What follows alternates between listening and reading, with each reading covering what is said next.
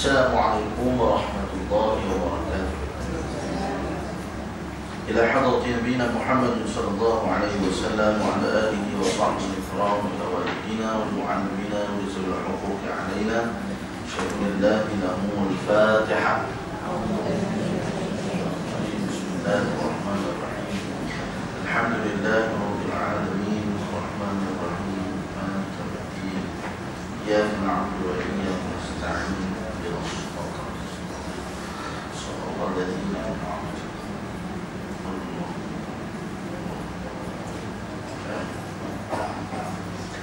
Alhamdulillah hamdan katsiran tayyiban mubarakan fihi kama yuhibbu rabbuna an yuhmada wa yanbaghi lahu. Asyhadu an la ilaha illallah wahdahu la syarika lahu wa asyhadu anna sayyidana Muhammadan 'abduhu wa rasuluh. Allahumma salli wa sallim wa barik ala sayyidina Muhammad al-fatih lima ughliq wal khatim lima sabaq nasirul haqqi bil haqq wal hadi ila siratal mustaqim sallallahu alaihi wa ala alihi wa sahbihi haqqa qadrihi wa miqdarihi al-'azim. Subhanaka la 'ilma lana illa ma 'allamtana innaka antal 'alimul hakim. Washrah li sadri wa yassir li amri wa hlul 'uqdatam min lisani yafqahu qawli. Amma ba'd. Alhamdulillah, marilah kita meninggikan rasa syukur kepada Allah Subhanahu wa taala yang memberikan kepada kita kesempatan, ruang dan peluang untuk sama-sama kita berada dalam majlis ilmu pada pagi ini. Hari yang penuh dengan kemuliaan dan keberkatan, Sayyidul Ayyam, hari Jumaat. Untuk kita menyambung kembali perbahasan kita daripada kitab Bahrul Madi jilid yang ke-18 dan ke-18 ini. Mudah-mudahan apa yang kita laksanakan pada hari ini akan dicatat dan dinilai di sisi Allah Subhanahu wa taala sebagai amal kita yang saleh insya-Allah. Pertama sekali kongsi pacar. Kalau ini bayar sinar kan. Boleh tak kita cak tahniah dan selamat kamu sinar ke orang sinar? Boleh tak? Sebab dia adalah perayaan tersebut bangsa. Dia hanya berkaitan dengan kalender tarikh ya. Dia tidak berkaitan dengan agama. Jadi tidak ada masalah. Kalau kita nak sebut Happy Tepusan, boleh? Happy Tepusan. Tak boleh no. Tepusan itu memang buat macam syirik kan. Ataupun apa lagi yang pelik-pelik ni, Christmas lah apa sebagainya yang berkait dengan agama, maka tidak dibenarkan. Tapi kalau berkait dengan adat, kalau yang berkaitan dengan bangsa dan sebagainya, benda yang umum-umum ni itu diharuskan ya, tak ada masalah. Jadi kalau kita nak pergi rumah sahabat-sahabat kita, kawan-kawan kita yang bangsa Cina ni, nak pergi tak ada masalah. Ingat, nak pergi makan pun tak ada masalah. Tapi makan yang halal je lah kan. Kita jamu yang pelik-pelik, jangan minum. Kita benda yang dihalalkan tak ada masalah kan. Baik. Jadi insyaAllah hari ini kita akan teruskan perbincangan kita dalam pertemuan kita yang lalu pada bulan 12 ataupun tahun lepas. Kita membincangkan tentang besar orang-orang yang duduk dalam neraka macam mana. Dan pada hari ini insyaAllah kita akan lihat pada bab maja'a fi sifati syara'ahna ya, berkaitan dengan sifat macam mana mengkhabarkan umpam minuman orang-orang yang duduk dalam neraka, isi neraka. Isi neraka mana ahli neraka? No? Ahli neraka, isi neraka, ahli neraka. Baik. Bismillahirrahmanirrahim. Ketahuilah kiranya ya saudaraku, sungguhnya isi neraka itu besar azab ke atasnya. Ahli neraka, azab yang Tuhan bagi kat mereka semua besar-besar. Tak ada kata duduk dalam neraka ni ada azab kecil-kecil dalam. Semuanya dikira besar. Sebagaimana Allah Subhanahu wa taala memberikan kepada ahli syurga nikmat semua yang ada dalam syurga semua nikmat besar-besar. Iaitu semua jenis nikmat yang Tuhan bagi mala ainun ra'at. Semua nikmat yang Tuhan bagi dalam syurga ialah jenis mata tak pernah tengok, telinga tak pernah dengar, dan tak pernah lintas ke hati manusia kata lagu tu Tuhan nak bagi. Maka sekecil-kecil perkara pun Tuhan bagi nikmat di dalam syurga itu pun dah dikira sebagai benda yang besar. Sekecil-kecil nikmat pun dikira nikmat yang sangat besar. Maka demikian juga orang yang duduk dalam neraka, sekecil-kecil azab adalah sebesar-besarnya. Nah, sekecil-kecil azab dalam neraka tetap besar, walaupun paling ringan sekali. Sebagaimana yang disebut oleh sebagian ulama bahawa ponakan Nabi Sayyidina Abu Talib yang meninggal dalam keadaan tidak beriman, katakan bahawa setiap hari Isnin dia duduk dalam neraka itu, setiap hari Isnin dia akan dapat minum air susu daripada jari dia. Dan dikatakan juga antara azab dia yang paling ringan sekali ialah dipakaikan kasut yang panas sehingga menggelegak otak dia. Nah, kalau yang tu paling ringan kalau dulu tak juga kan. Jadi cerita dia kalau duduk dalam syurga, nikmat paling kecil sekali dalam syurga pun adalah dikira nikmat yang besar. Maka demikianlah juga dengan neraka ni, walaupun azab yang paling kecil sekali, tapi sebenarnya azab itu tetap azab yang besar. Apatah lagi kalau dikatakan dengan azab-azab yang besar, azabun azim, azab yang hebat. Ataupun Allah Ta'ala sebut tentang satu dosa yang diberikan 2 kali ganda, dhi'fain, kan? 2 kali ganda daripada azab yang patut diterima. Jadi banyak, lebih teruk, lebih dahsyat lagi. Baik. Maka tiada apa suatu yang datang kepada tubuhnya ahli neraka itu melainkan semuanya jadi azab kepadanya. Tak ada satu benda yang Tuhan bagi kat mereka duduk dalam neraka itu melainkan semua benda adalah azab. Tak ada rehat. Dan duduk dalam api. Macam kita ni tak apa lah juga kan, kita hidup dalam alam ni tak ada apa, hanya dikelilingi dengan udara. Tapi duduk dalam neraka, duduk dalam api. Macam mana tu? Duduk dalam api, kemudian pula diseksa dengan api ni, macam-macam dengan api. Jadi itu benda yang kita tak boleh nak bayang. Baik. Jadi semua benda yang mai yang dapat kepada ahli neraka ni, semuanya dikira sebagai azab. Sekiranya ia lapar, maka lapar itu jadi azab. Lapar itu jadi azab. Rasa lapar itu jadi azab. Allahu Akbar. Dan jika makan, maka makan dia tu jadi barang yang dimakannya azab baginya. Makan dah lapar. Lapar tu satu azab. Makan pula azab juga. Allahu Akbar. Semua azab. Semua azab. Bila kita duduk dalam neraka ni ialah disediakan azab seksa tuan-tuan, sehingga perasaan itu suatu azab. Rasa tu azab. Rasa lapar, kita lapar kat dunia ni azab kan? Tak kan? Kita rasa lapar, kurang, carut. Kan? Perut carut tu azab tak. Tapi duduk dalam neraka, perut lapar untuk azab. Macam mana lapar azab ni kita tak tahu. Bila dah lapar yang amat sangat ni, Tuhan bagi makan pula. Bahkan makan tu pula azab lagi. Allahu Akbar. Kemudian kata, dan jika sekiranya ia dahaga, maka dahaga itu menjadi seksa pula. Dahaga pun seksa, azab pula. Allahu Akbar. Dan jika minum, maka barang yang diminum itu, air yang mereka minum itu jadi seksanya. Dan yang barang yang diminum itu semuanya barang yang huduh sehabis minum. Allahu Akbar. Maknanya apa tuan-tuan? Maknanya duduk dalam neraka ni kesemuanya adalah azab. Tidak ada satu pun yang senang, tidak ada satu pun yang ringan, tidak ada satu pun yang best tentang neraka ni. Semua benda tak best.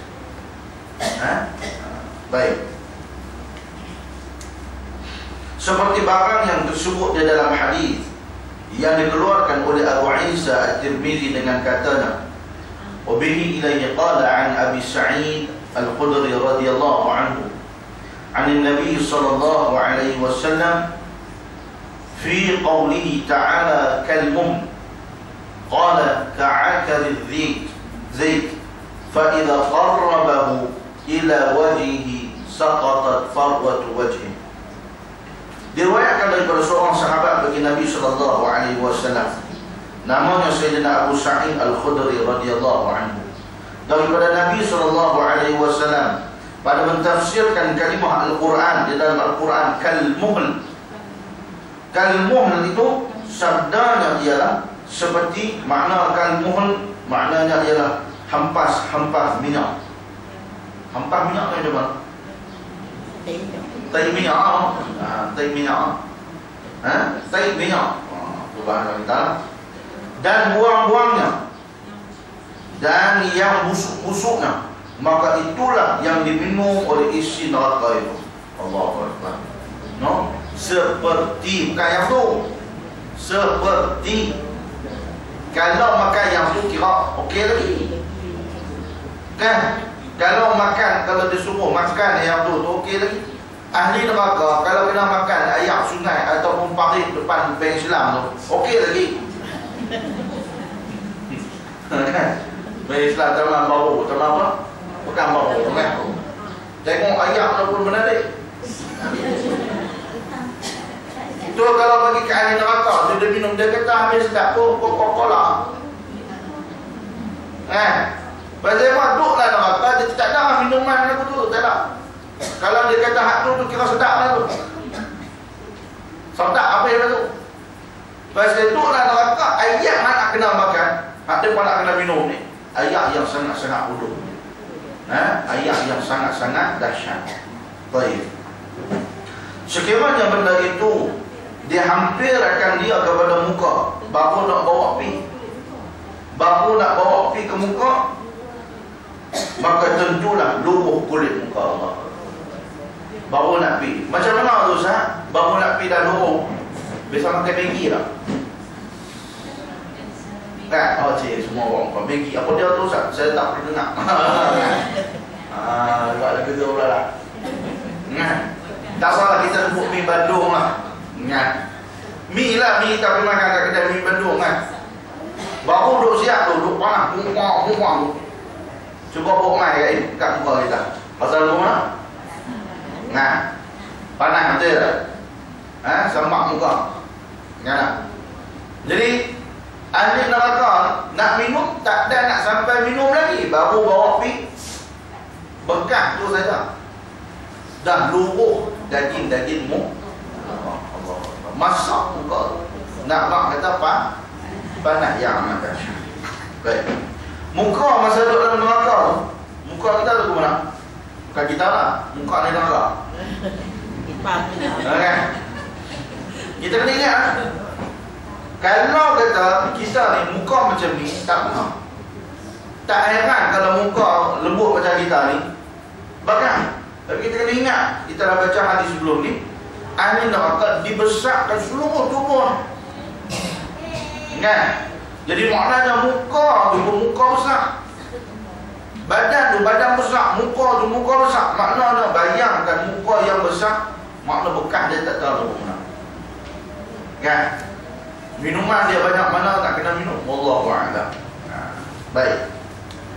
Adapun di dalam Al-Quran, iaitu firman Allah Ta'ala, inna syajaratil zaqqum ta'amul athim. Inna syajaratil zaqqum ta'amul athim. Bahawasanya pohon kayu yang bernama zaqqum itu makanan orang yang berdosa dalam neraka. Zaqqum, buah zaqqum, macam mana bentuk dia? Dia akan ada lepas ni kalau tak silap saya hadis tentang sifat ahli neraka, makanan ahli neraka. Buah zaqqum, buah yang berduri. Buah zaqqum, buah berduri. Kalau makan hancur usus, rosak habis perut, habis. Tapi itu makanan ahli neraka. Kata Tuhan, sesungguhnya pohon kayu yang bernama zakum itu makanan orang yang berdosa dalam neraka.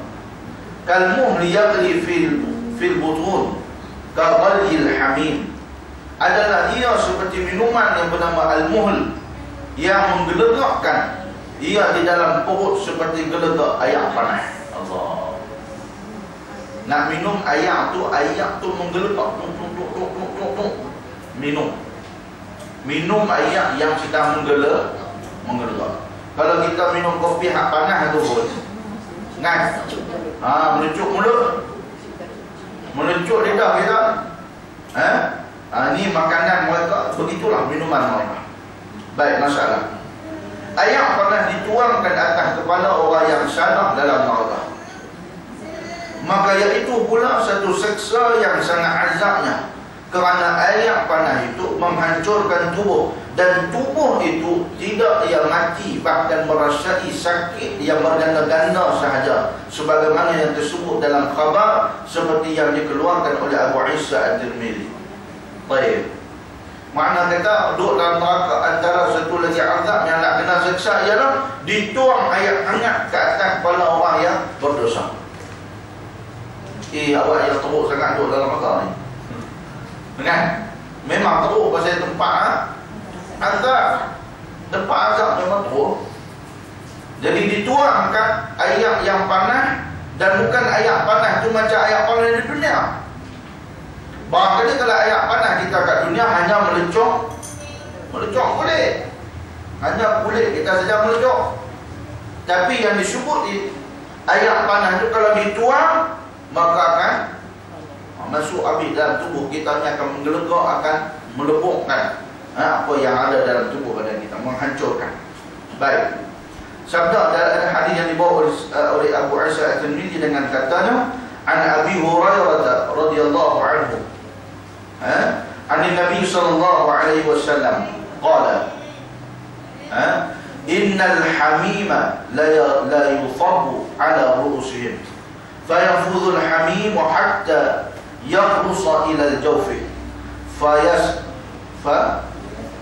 fayaslutu ma fi jawfi hatta yamruqa min qadamayn wa huwa as-sahr thumma yu'adu kama kana. Diriwayatkan daripada seorang sahabat bagi Nabi sallallahu alaihi wasallam, iaitu namanya Sayyidina Abu Hurairah radhiyallahu anhu, daripada Nabi sallallahu alaihi wasallam telah bersabda ya, bahwasanya air panas di dalam neraka itu dituangkan ke atas kepala orang yang masuk neraka. Maknanya dia sebut secara umum. Maknanya semua ahli neraka itu mesti kena tuang api air atas kepala dia. Maka ditemus oleh air panas itu di dalam neraka itu, dituangkan ke atas kepala orang yang masuk neraka. Maka ditembus oleh air panas itu akan kepalanya. Bila pergi bubuh atas kepala, tembus kepala. Tuang air panas atas kepala, panas tu jadi tembus.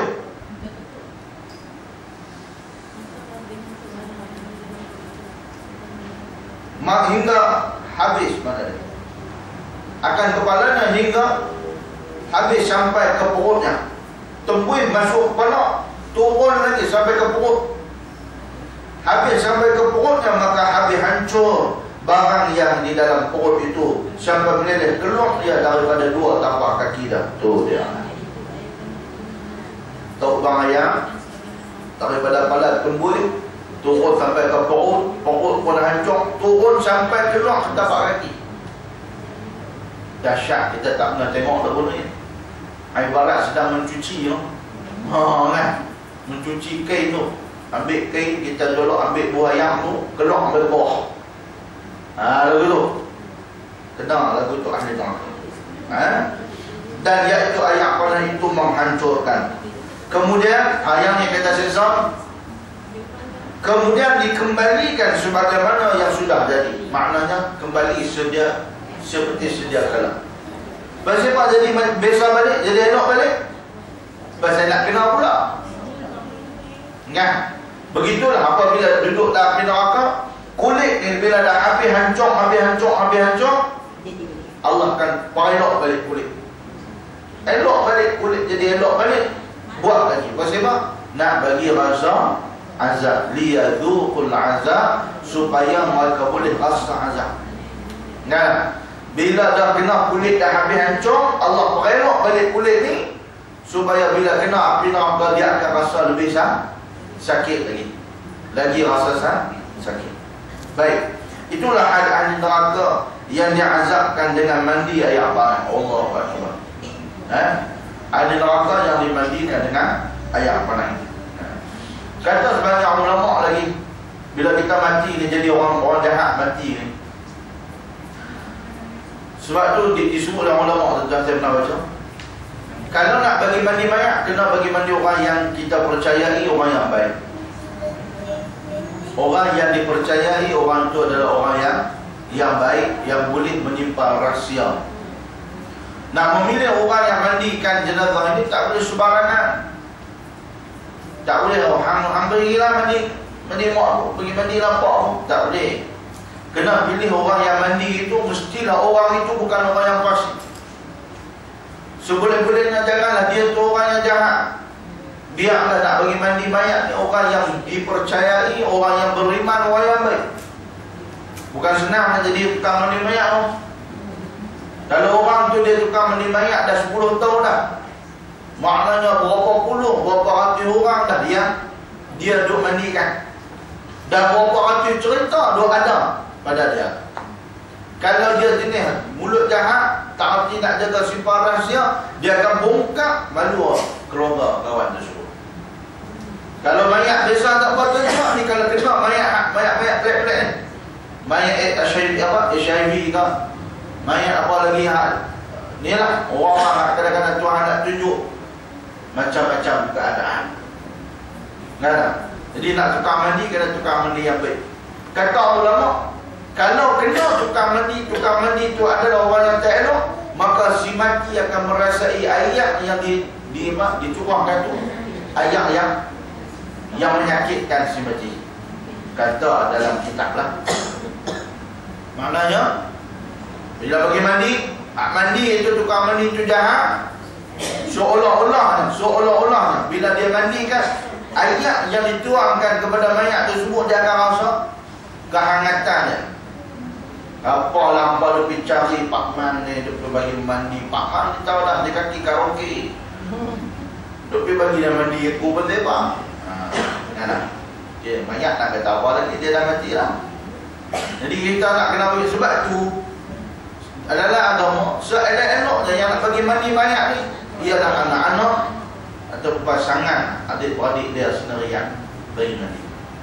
Seelok-eloknya anak-anak yang tolong bagi mandi. Kalau orang tuan-tuan bagi mandi tak sama dengan sebagaimana adik-beradik ataupun anak-beranak yang bagi mandi. Dia kalau kita anak-beranak bagi mandi tuan-tuan, lemah lembut.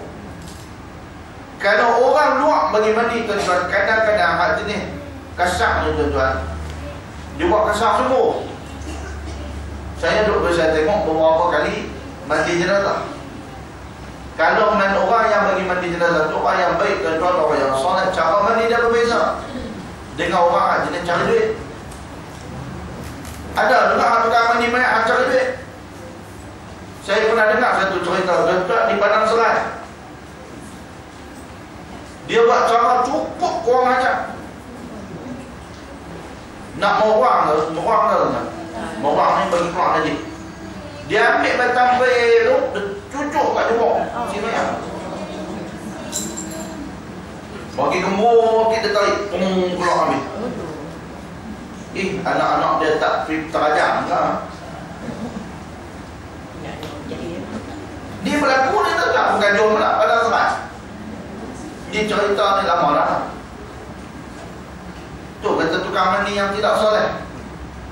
Mayat perempuan. Dengar cerita aku tu, saya kata kesian kat mayat tu.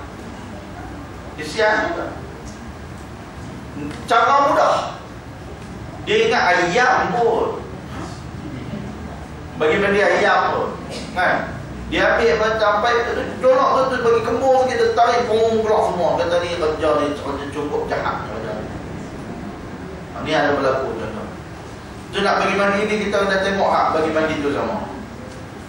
Kan? Sebab tu nak memilih orang bagi mandi tu kita kena pilih orang yang baik-baik, orang yang soleh. Kalau tidak, kesian kepada si mati. Terutama macam kita sebut tadi, mandi hal neraka yang dia azab itu dengan mandi air panas. Jadi kalau orang hak jahat itu mati tuan-tuan, masa mandi itu sebenarnya sudah menjadi satu azab kepada dia. Ketika mayat itu dimandikan, sudah menjadi satu azab kepada dia. Untuk memilih orang yang bagi mandi, dia kena pilih orang yang baik-baik, orang yang elok. Soalan mandi mayat ni pun macam-macam cerita. Macam-macam cerita. Ada yang mayat sudah lama, jadi mayat jadi badan kerah. Jadi kita kesian tengok kadang-kadang tuan-tuan orang dulu kilat mayat tu. Kawan dah kerah. Kilat apa? Allah. Ni pengalaman saya duduk melihat beberapa jenazah yang dimandikan. Tapi kita tak mau kata apa lah kan. Lagi orang kata kita memandai kan. Tapi cara dia buat tu tak kena. Satu lagi cara kita menggurukan mayat dia pun tak kena. Bila kita tengok ada orang mati, tengok ada kawan kita ke mak ayah kita mati, jangan kita duduk biar jenazah dulu. Ini yang saya sebut di Terak bulan lepas. Cara bila ada orang mati, adik-adik kita, mak ayah kita mati depan kita, habis dia habis umur, kita sebagai anak kita kena ambil peranan. Yang pertama sekali kita tukar dulu pakaian-pakaian. Ayah kita mati, tukar dulu kainnya, bersihkan dulu najisnya. Pasal masa mati tadi ni, bila mati tuan-tuan, seluruh anggota badan sudah tidak berfungsi. Sistem yang ada pada badan kita dah tak berfungsi. Lari kita boleh duduk tahan kencing. Pasal apa? Kita dah boleh kontrol lagi. Bila mati, dia tak boleh lah. Dia lepas-lepas. Kadang-kadang keluar nanti, kadang-kadang keluar air kecil dan sebagainya. Maka kita sebagai anak ni lah nak kena ajar ni. Kena ajar kepada anak-anak esok ni. Ajak bila mak mati esok, first sekali hampa ambil lah tisu ke apa semua ni, hampa ambil basuh, basuh dulu. Bagi bersih, suci dulu Ustaz. Dah cuci apa semua dah, tolong tukar kain. Kan? Tolong tukar kain, salin Ustaz dulu. Pakaian kita ni, baju kita apa semua ni tolong salin. Bila salin, kemudian elok dah salin tu, ajar benda yang diajarkan kepada kita ialah melembutkan mayat. Ambil lah minyak. Saya biasa sebut dulu bulan kita di sini. Tak tahu lah biasa ke tak tahu. Lembutkan mayat dia dulu. Ambil minyak, urut dulu. Urut. Nah, urut bagi apa nama? Waktu bisa jalan. Ambil ni minyak, buat ni dulu, menggangkan dia. Bukan kalau kawan tu apa nama? Exercise. Matilah dia baik. Bagi renggangkan badan. Menangkan supaya apa? Sekali ni tangan dia tak kerana. Bila dia kiam tu, dia main kerah tu nak mandi pun. Rokok. Kan? Jadi rokok pak kita. Jadi kita kena urut dan bagi berminyak apa semua supaya nanti nak mandi jadi lembut. Tu. Kaki pun kita urut juga, semua kita urut lah. Bagi lembut. Kemudian halalkan jenazah itu kat wakil kiblat. Kemudian tutuplah mayatnya apa nama dengan kain yang agak apa nama yang gelap. Nak mandi pun kena gelap juga. Jangan mandi dengan kain putih. Mandi kain putih kena ayam nampak segala benda. Kena mandi dengan kain yang gelap. Aurat tetap kena jaga. Kemudian ambillah satu benda yang boleh jadi pemberat, letak kat perut supaya ni tak masuk. Bulan lepas Terak orang tanya, Ustaz apa pandangan Ustaz? Orang duk bukan, orang dah ambil satu gunting ataupun kacik Bibuh kat atas perut si mayat. Kan? Ni adakah amalan khurafat? Tak ada amalan khurafat. Tapi tak semestinya gunting, tak semestinya kena kecil. Carilah benda yang lebih kurang berat, lebih kurang lagu tu, buat kat perut. Supaya apa? Supaya angin tak masuk waktu lah. Kemudian tak apa, jangan bagi orang kerumun banyak tu. Kan? Jangan bagi kerumun jenazah tu. Kalau jenazah tu lelaki, janganlah orang perempuan tu pakai pilekong tu. Kan? Kita pun segan. Betul tak? Si mati pun segan tu. Jadi kalau kena pula lagi terbuka ke aurat dan sebagainya pula, jadi memalukan si mati. Jadi jangan buat lagu tu. Itu cara kaedah beberapa asas apabila kita melihat orang mati depan mata. Saya masa dalam mengaji dulu, tuan rumah mati depan saya. Tuan rumah kami pagi dapat subuh, alhamdulillah, mati depan kami. Kami baru balik sembahyang Jumaat, sembahyang subuh. Balik sembahyang subuh. Lepas tu maksud panggil tuan rumah. Masa tu duduk mengaji ke tanah. Maksud panggil, balik. Mai tengok basuh kan. Pergi tengok tuan-tuan dah jatuh habis semua dah. Semua dah memang sedang dalam keadaan nazar. Kemudian kita pergi tuan-tuan, tu ajak mengucap. Elok mengajak mengucap tuan-tuan, dia buka mata. Oh, kita tu ingat tu sempoi sihat balik. Orang yang buka mata tuan-tuan, bukan buka mata sihat, memandang. Buka mata, terkejut kami pun. Dia buka mata memandang. Lepas tu habis umur. Habis umur, kita buat macam mana yang kita belajar. Itu pengalaman saya tengok orang mati depan mata. Orang tu lah. Pak saya pun mati kat hospital. Tak ada tengok. Baik. Ini cerita pasal mati betul tak? Cerita pasal nak cerita pasal mati bang. Betul lah tu.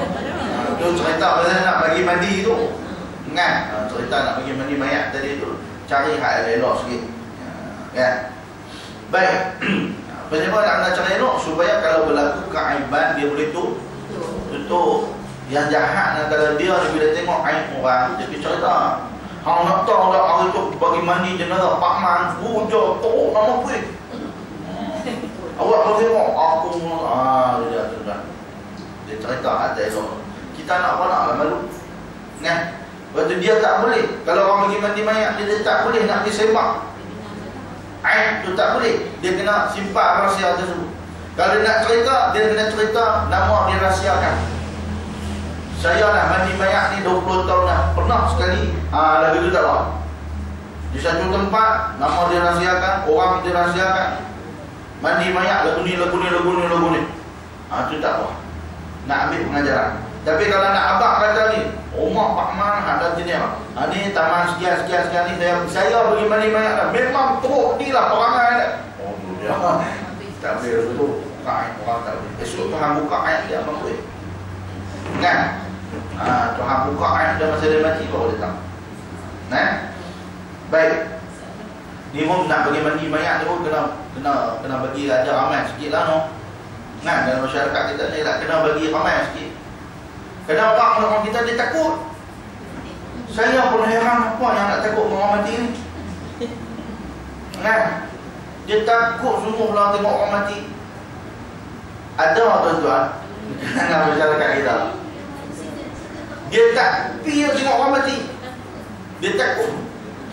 Walaupun yang mati tu abang dia kak dia tak pergi.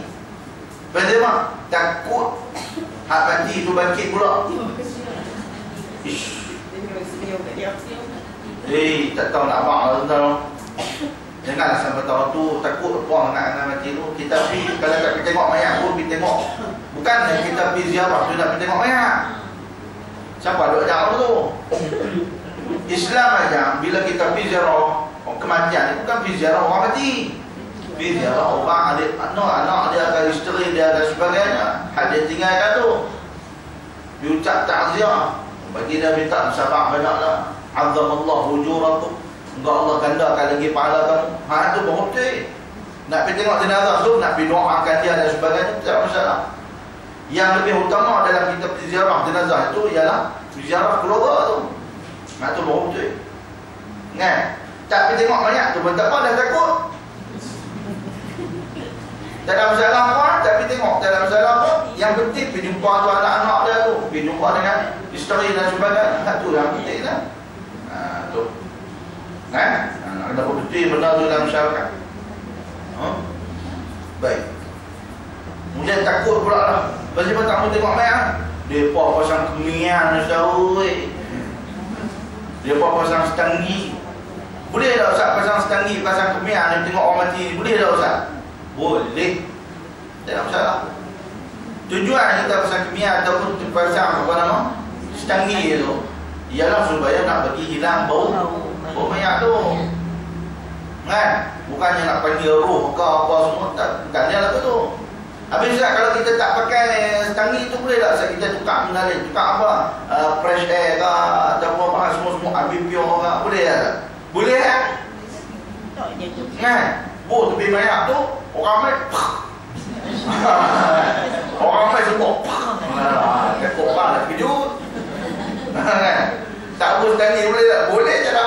Ambil pure. Nak jenis lalu tu ada sensor kan? Al-Fatihah kawan tu orang nak buka. Dia tujuh.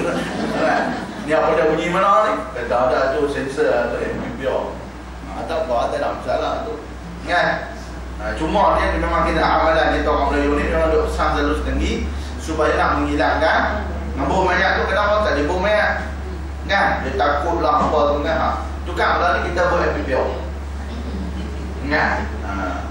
Buat pula MPO jenis yang kotak tu kan? Nampak macam barang perhiasan tu kan?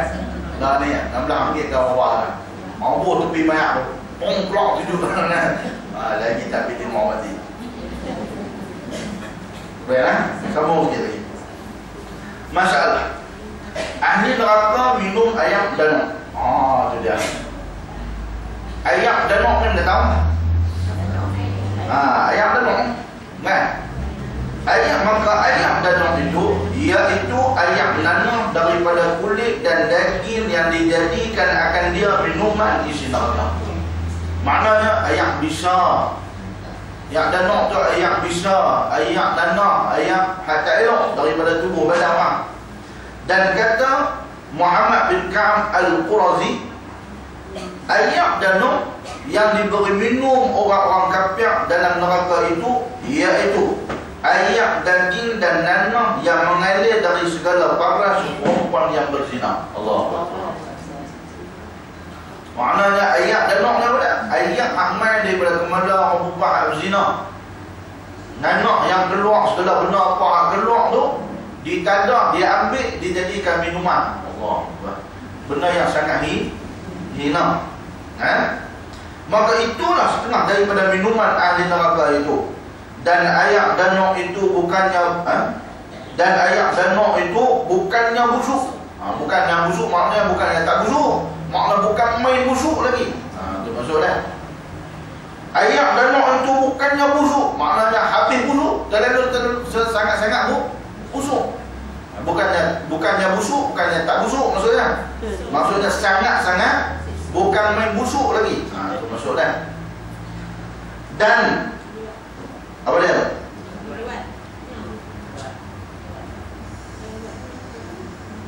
Ada yang dan luat. Luat tak luat? Meluat. Meluat ni mana tak suka. Bukan main busuk nak dan luat nak. Makna meluat gila babi. Meluat sungguh. Dia tu tak boleh bawa. Meluat sungguh. Diluati. Luat memang meluat kan? Meluat sungguh. Orang tak suka sungguh. Dan luatnya itu menjadikan seksa dengan dia. Dengan dia tu mana? Dengan ayat tersebut. Kepada siapa ni? Ahli neraka hak minum ayat tersebut. Meluat. Dia tak suka semua. Bahkan amat bisanya pula. Ayat jadi bisa pula. Ayat tersebut ialah memang ayat bisa. Ayat bisa. Baik. Iaitu bila hampir ia ke muka, lumpuh dari muka. Allah. Sama macam hati tadi. Dan bila masuk perut, hancur isi perut dibuatnya.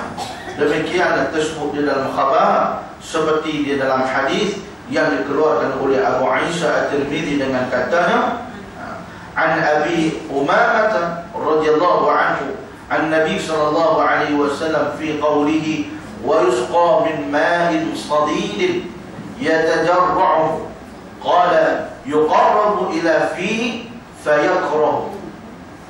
Diriwayatkan daripada seorang sahabat bagi Nabi sallallahu alaihi wasallam, namanya Sayyidina Abu Umamah radhiyallahu anhu, daripada Nabi sallallahu alaihi wasallam pada tafsir firman Allah, kira-kira maknanya, dan diberi minum daripada air danau akan ahli neraka itu, diteguk akan dia seteguk, kemudian daripada seteguk bukannya minum dan telan dengan seterusnya, bahkan satu teguk kemudian daripada lepas satu teguk.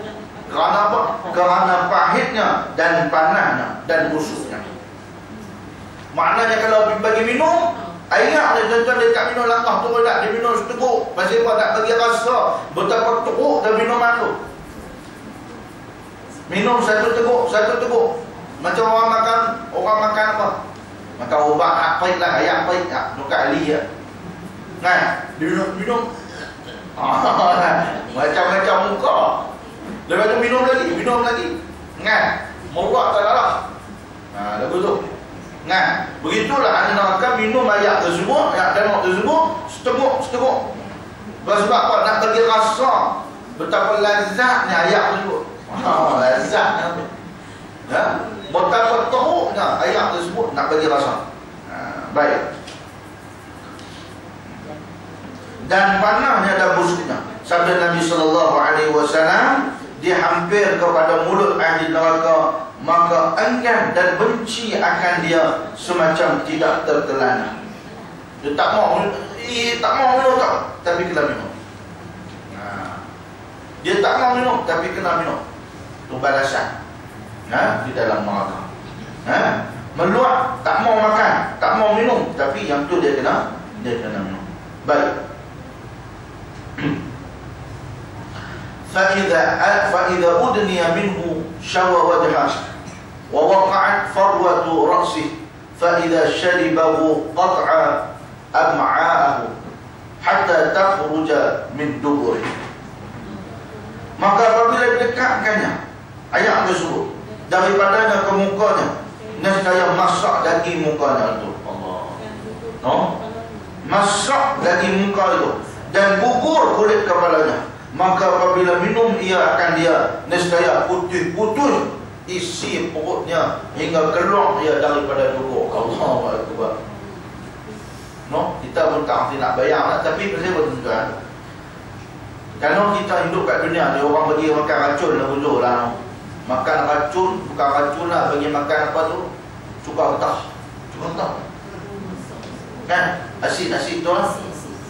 Tu kalau asid tu tuan-tuan, tuang kat atas meja ni tembus. Tuang kat atas badan kita ni hancur. Kan? Jadi bayangkan tuan-tuan, kalau minum air tu, minum cuka tu, apa jadi? Hancur dan mati selesai lah. Selesai habis cerita. Hak masalah dah minum dan neraka ni tak mati lah. Kalau kawan tu minum racun lah tuan-tuan, minum racun tu mati. Habis tu tak? Ni kena minum tak mati. Elok balik pula tak? Tak, dia nak bayar Ni kalau kita dengar hadis-hadis lagu ni, tuan-tuan duk pergi buat dosa lagi tak? Dia nak cerita. Sampai Tarabi punya Tuhan dah tunjuk kat kita, dah dengar hadis tentang buat dosa, duk boleh pergi buat lagi. Tak, dia nak cerita. Tak, dia nak cerita. Baik. Dan apabila minum, ia akan dia nescaya putih isi perutnya hingga keluar ia daripada duburnya. Keluar habis. Yaqulullah Ta'ala, wasuqu ma'an hamiman faqata'a am'a'ahum wa yaqulu wa in yastaghithu yughathu bima'in kalmuhli yashwil wujuha bi'sas syarab. Dan berfirman Allah Ta'ala dalam Al-Quran, dan diberi minum mereka itu dengan air panas. Hamiman, air panas. Ghassaqa, air nanah. Hamiman, air panas, air menggelegak. Ghassaqa, air nanah. Hamiman faqata'a am'a'ahum. Berfirman Tuhan dalam Qurannya, dan diberi minum mereka dengan air panas, iaitu air yang telah dinyalakan api ke atasnya dari semenjak jadinya, daripada Allah mula-mula buat neraka tu, daripada dulu duk masak sampai sekarang ni. Ayat yang duk masak daripada dulu, tak tahu daripada bila. Sejak daripada Allah cipta neraka, Allah panas ayat tu. Daripada hari tu sampai ke hari ni tak tutup-tutup. Dan ayat tu pula dia tak kurang-kurang. Makna panas dia lagu mana? Tak reti, tak ada termometer hak boleh pergi bubuh. Timbul termometer, kali termometer kali gantung. Kan? Dia tak ada benda nak suka. Baik. Maka tak kala diminum mereka itu akan air putih-putih dah perut mereka itu, dan keluar ia daripada tubuhnya, kemudian kembali jadi semula perut-perut mereka itu seperti asalnya. Jadi elok balik. Pasal apa? Nak bagi terkedarah lagi. Nak bagi lagi. Cukup ke banyak ni? Tak cukup, nak bagi lagi. Bagi lagi. Baik. Wa yaqulu wa in yastaghithu yughathu bima'in kalmuhli yashwil wujuh bi'sas syarab. Dan berfirman Allah Ta'ala di dalam Al-Quran, dan jika minta tolong mereka itu, beri minum mereka itu dengan sebab sangat dahaganya. Yastaghithu, mereka minta, mailah air sikit, kami dahaga ni, mai air sikit. Yughathu, diberi minum pada mereka. Tapi bagi minum apa dia? Maka minta tolong mereka tu beri minum mereka itu dengan sebab sangat dahaganya pada masa mereka itu di dalam neraka. Nescaya ditolong beri akan mereka itu dengan air. Air pula apa ya? Kalmuhl. Yang kita sebut tadi, air seperti hampas minyak yang masuk daging muka apabila dihampirkan dia dari apa dia? Dari sebab panasnya itu. Maknanya apa tuan-tuan? Minta ayak, tolonglah nak ayak, duduk dalam neraka ni, duduk kena tibai bagi petang siang malam 24 jam. Dapat ayak dah nak ayak. Yastaghithu, dia pun minta ayak. Yughathu, diberi ayak. Tapi ayak pula bima'in kalmuhl, dengan ayak yang macam tadi kita sebut tadi. Ayak yang